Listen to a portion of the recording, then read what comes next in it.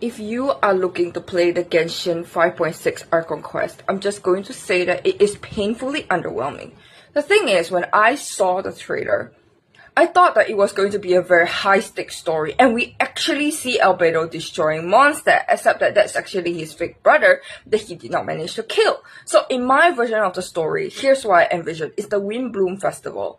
Everyone is running around, happy. Aether is doing his usual meet and greet as the honorary knight. Jean has, a day off because she's not supposed to work, right? So she's just kind of walking around, checking out everyone. And then Sucrose and Timaeus are also listening to the bard, and that's when they meet up with Aether, and then they're like, "Hey dude, how have you been? It's been so long." And then Aether is like, "Hey, I'm fine, I've been venturing all over, and I'm just so glad to be home right now."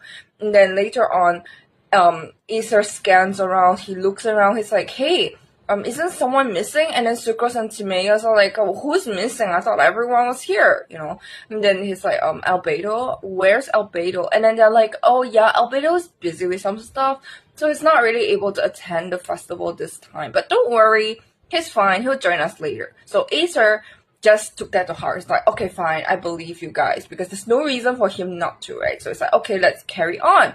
Then at the corner of his eye, he saw it. He saw Albedo walking at the top of the cathedral with his determined eyes. And so Aether was like, "Okay, hold on. This is not the first time I've seen Albedo acting like this."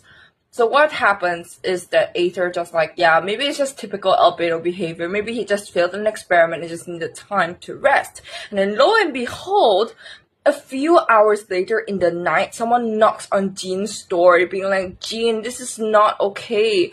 People are being murdered." And then Jean's like, "Oh my goodness, what's going on?"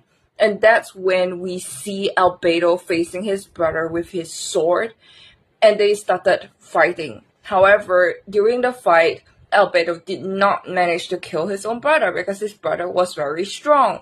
His brother is before Albedo, right? He is evil, so it doesn't make sense for him to not be strong. So either that or Albedo's brother used some monsters to distract Albedo before running away.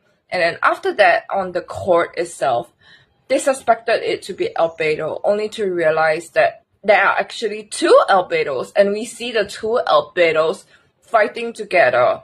And people are like, "This Albedo, is a homunculus."